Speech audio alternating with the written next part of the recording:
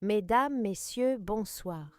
Il existe en France une tradition sacrée, un pilier de notre culture, un rituel immuable qui traverse les générations, le déjeuner du dimanche.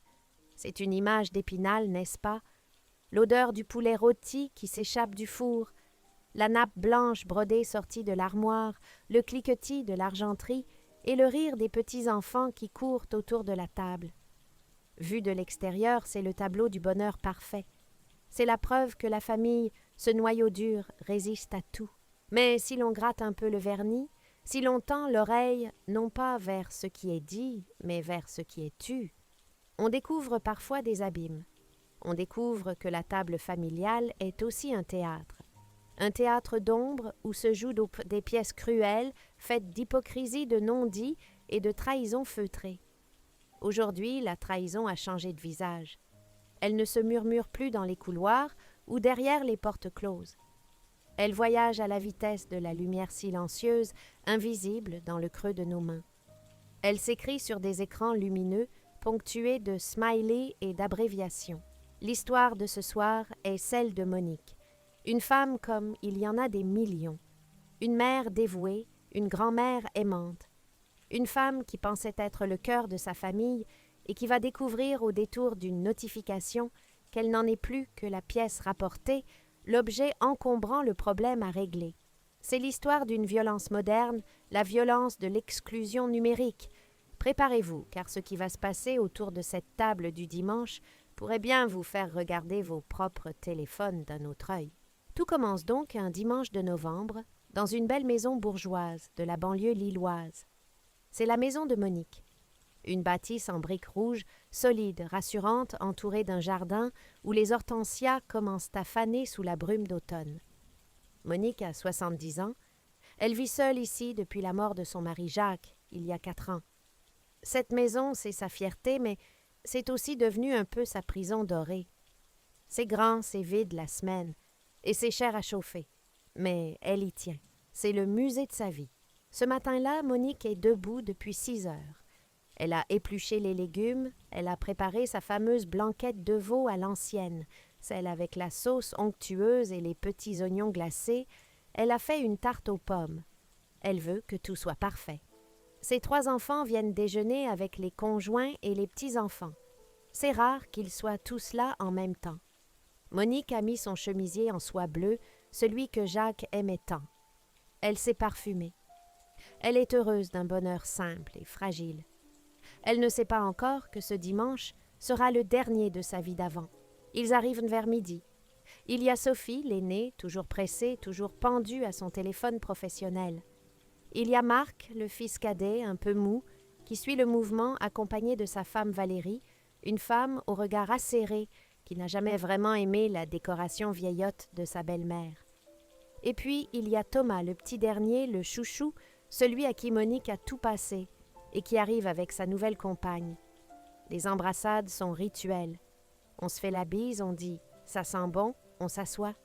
Le brouhaha s'installe. Monique court de la cuisine à la salle à manger, sert le vin, coupe le pain, veille à ce que personne ne manque de rien. Elle ne s'assoit presque pas. Manger pour elle est secondaire. Son repas, c'est de les voir manger. Le déjeuner avance. On parle de tout et de rien. De la pluie, des impôts, des bouchons sur l'autoroute. Monique essaie de placer un mot, de raconter sa semaine, son cours d'aquagym, ses soucis avec la chaudière. Mais on l'écoute d'une oreille distraite. Oui, maman, c'est bien, d'accord, maman. On la coupe pour parler d'une série Netflix qu'elle ne connaît pas. Monique sourit, hoche la tête. Elle a l'habitude. C'est le fossé des générations, se dit-elle. Et puis, soudain, le moment de bascule. Ils sont au fromage. Monique apporte le plateau. Le silence se fait un instant. Et là, dans ce silence, une symphonie étrange se produit. Ting, bip, wist. Presque simultanément, les téléphones de Sophie, de Marc, de Valérie et de Thomas s'allument. Ils sont posés sur la table à côté des assiettes comme des invités supplémentaires. Un même son, une même notification. Monique s'arrête le couteau à fromage en main. Elle voit ses enfants se jeter sur leurs appareils. Et là, elle voit quelque chose qui lui glace le sang. Ils lisent. Ils lèvent les yeux les uns vers les autres. Et il sourit. Ce n'est pas un sourire franc. C'est un sourire en coin, un sourire de connivence, un sourire de comploteur. Sophie étouffe un petit rire dans sa serviette. Valérie donne un coup de coude à Marc. Thomas tape frénétiquement une réponse, les yeux brillants d'amusement. Puis tous ensemble, comme un seul homme, ils lèvent les yeux vers Monique. Ils la regardent, puis regardent leurs écrans et pouffent à nouveau. Monique sent un froid polaire lui parcourir l'échine. Elle pose le plateau. Sa voix tremble légèrement. « Qu'est-ce qu'il y a? Vous avez reçu une bonne nouvelle, une blague, racontez-moi. » Le silence tombe brutalement. Les sourires s'effacent pour laisser place à des visages faussement innocents. C'est Sophie qui prend la parole avec cette voix mielleuse qu'on utilise pour parler aux enfants ou aux simples d'esprit. « Oh non, rien du tout, maman, c'est le groupe du boulot. Un collègue qui a envoyé une bêtise. Tu ne comprendrais pas ces techniques. »« Oui, c'est ça, » renchérit Thomas. « Un truc de boulot. Allez, serre-nous du brie, il a l'air délicieux. » Ils mentent. Monique le sait. Ils ne travaillent pas ensemble. Pourquoi auraient-ils le même groupe de boulot? Il parle d'elle. Elle le sent avec l'instinct d'une bête traquée. Ils sont là dans sa maison à manger sa blanquette et ils échangent des secrets sur elle devant elle. L'exclusion est totale. Elle est physiquement présente, mais numériquement, elle est devenue l'étrangère. Pour comprendre la cruauté de cet instant, il faut savoir que Monique a fait des efforts. Oh oui, elle a essayé de se mettre à la page. Il y a 6 mois, elle s'est acheté un smartphone. Elle a pris des cours à la mairie pour apprendre à utiliser WhatsApp. Son rêve, créer un lien moderne avec ses enfants. Elle a créé, avec beaucoup d'émotion, un groupe familial intitulé « La famille bonheur ». Elle y a mis une photo de fleurs en profil. Chaque matin, Monique envoie un petit message. « Bonjour mes chéris, bon courage pour le travail ». Parfois, elle envoie une photo de son jardin ou une vidéo de chat qu'elle a trouvée drôle. Et la réponse? Le silence. Un désert numérique. De temps en temps, après 6 heures d'attente, un pouce bleu levé, un like impersonnel ou un bref. Merci maman. Jamais de vraie conversation. Jamais de photos de leur vie à eux. Le groupe.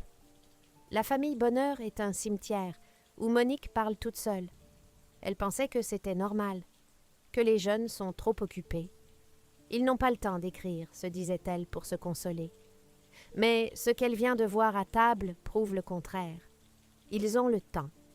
Ils écrivent vite beaucoup et avec passion. Mais pas dans son groupe. Ils ont un autre monde, un monde dont elle est bannie. Ce que Monique ignore et qui est pire que tout, c'est le nom de ce groupe secret. Si elle pouvait voir l'écran de Sophie, elle lirait en haut de la conversation « Opération Libération ». Pourquoi Libération? Parce que pour eux, la maison, la mère, les repas du dimanche, tout cela est un poids, une chaîne. Ils veulent se libérer, ils veulent l'héritage, ils veulent l'argent de la maison, mais sans la corvée de la vieille mère. Dans ce groupe, il n'y a pas de photos de fleurs. Il y a des plaintes, des moqueries, des calculs financiers sordides. C'est le déversoir de leur ingratitude.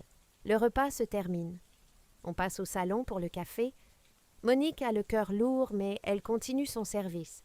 Elle débarrasse, elle lance le lave-vaisselle. Dans le salon, son petit-fils Léo, 10 ans, le fils de Thomas, joue sur sa tablette. Léo est un gentil garçon encore innocent, mais totalement accro aux écrans. Monique s'approche de lui. Elle a une idée. Une idée simple, presque naïve. Elle veut chercher une nouvelle recette de gâteau pour le goûter, pour leur faire plaisir, pour essayer encore une fois de les retenir. « Léo, mon chéri, » dit-elle doucement, « tu peux prêter ton iPad à mamie 2 minutes. Je veux juste regarder une recette de clafoutis sur marmiton. Mon téléphone est trop petit, je ne vois pas bien. » Léo, absorbé par son jeu, tend la tablette sans regarder. « Tiens, mamie.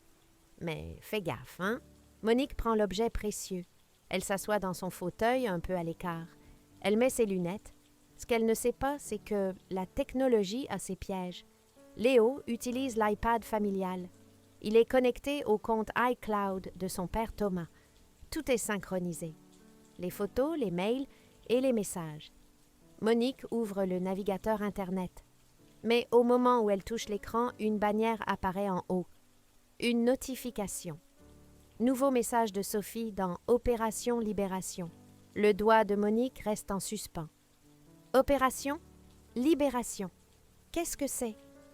La curiosité est plus forte que la politesse. Et puis c'est sa famille, non. Elle appuie sur la bannière. L'application de messagerie s'ouvre. Et là, c'est comme si le sol s'ouvrait sous ses pieds. C'est comme si elle tombait dans un puits d'eau glacée. Elle remonte le fil de la discussion. Les messages de ce midi. Ceux qui les faisaient rire à table. Elle lit.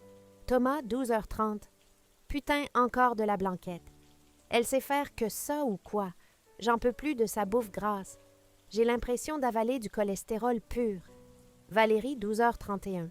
Et cette odeur, vous ne trouvez pas que ça sent le vieux chez elle? Il y a une odeur de naphtaline et de soupe qui m'imprègne les vêtements.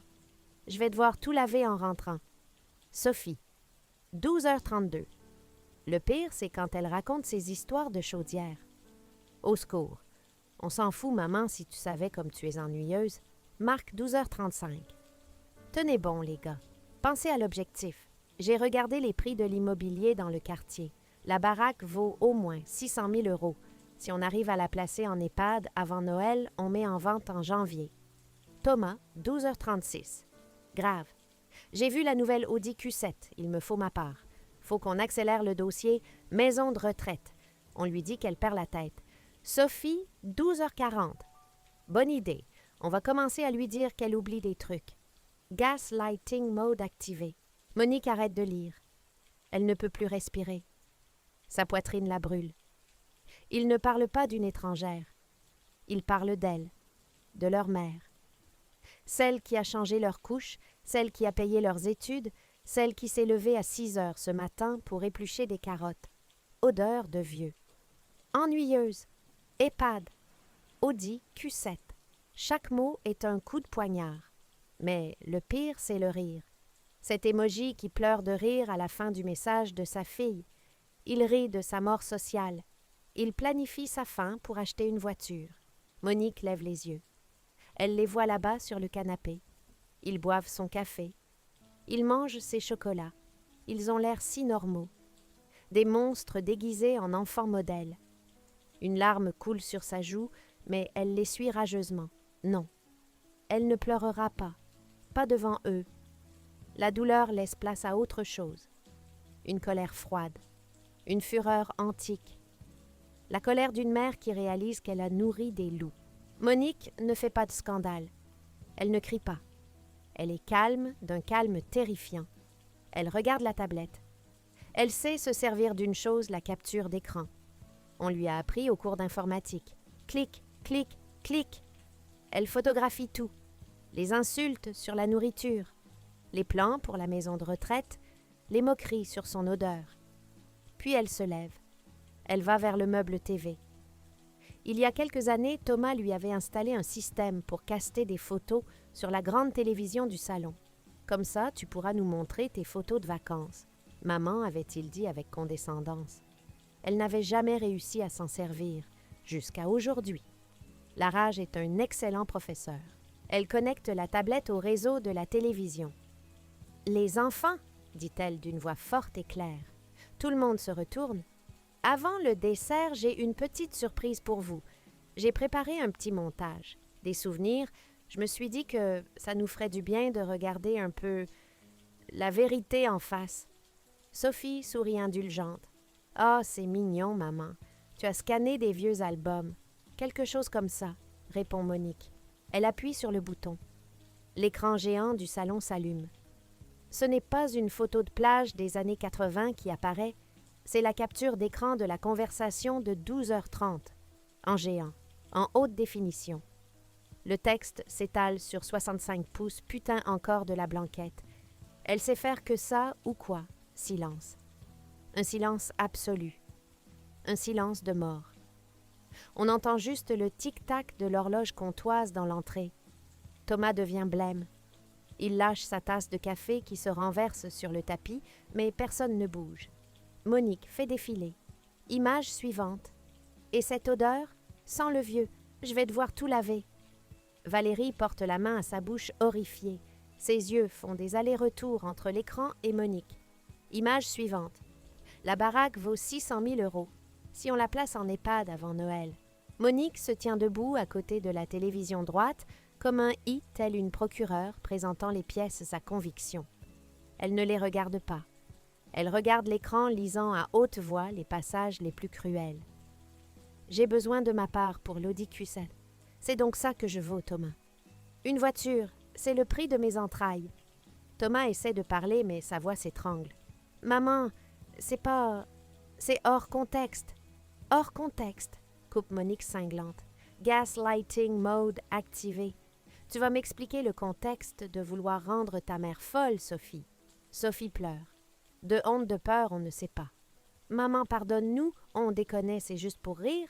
Rire. Monique se tourne vers eux. Son visage est de pierre. Vous avez ri tout le repas. J'ai vu. J'ai entendu vos téléphones. Je vous ai demandé ce qui était drôle. Vous m'avez menti.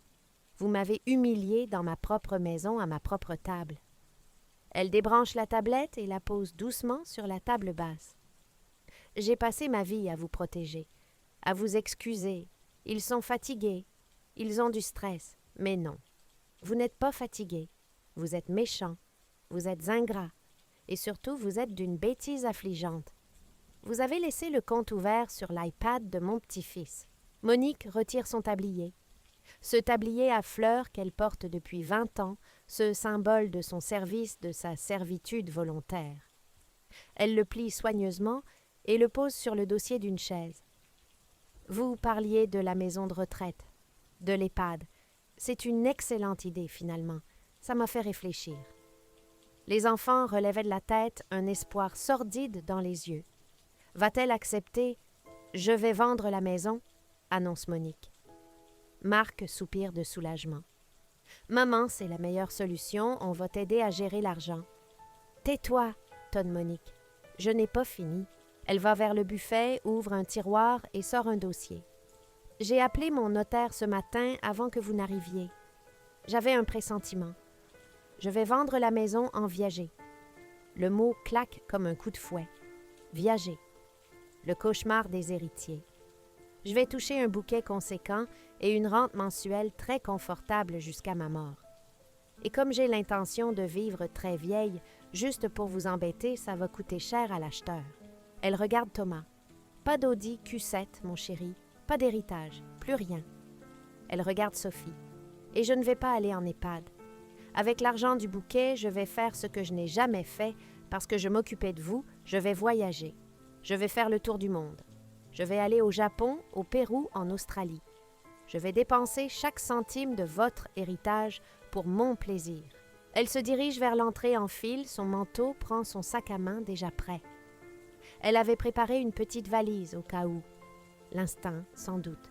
« Ah, une dernière chose, » dit-elle, la main sur la poignée de la porte. Elle sort son smartphone de sa poche.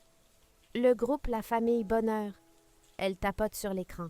« Quittez le groupe. Voilà, c'est fait. Et je vous ai tous bloqués. Ne cherchez pas à m'appeler. Si vous voulez des nouvelles, demandez à mon notaire. » Elle ouvre la porte. Dehors, il pleut, mais pour Monique, c'est le plus beau soleil du monde. Elle se retourne une dernière fois vers ce tableau pathétique, ces enfants adultes riches, mais petits mesquins, effondrés sur le canapé en cuir. La blanquette est sur la table. Servez-vous. Elle est peut-être grasse, mais c'est la dernière que vous mangerez. Adieu. La porte claque. Un bruit lourd définitif. Dans le salon, personne ne bouge. Le silence est revenu, mais ce n'est plus le silence de la paix dominicale, c'est le silence de la ruine. Sur la table, les téléphones ne sonnent plus. Il n'y a plus personne à qui parler, plus personne de qui se moquer. Ils sont seuls avec leur honte, et pour la première fois, ils réalisent que la vieille était le seul pilier qui tenait tout l'édifice debout. Mesdames, messieurs, l'histoire de Monique est une fable moderne. Elle nous rappelle que le respect ne s'achète pas et que l'héritage n'est pas un dû. Elle nous rappelle aussi que les murs ont des oreilles et que les écrans ont des yeux. Soyez prudents quand vous tapez sur vos claviers. Soyez bienveillants, car un jour, la personne que vous critiquez pourrait bien décider de vivre pour elle-même et vous laisser avec vos regrets et une blanquette froide. Bonne soirée à tous et n'oubliez pas d'embrasser vos mères. Pour de vrai.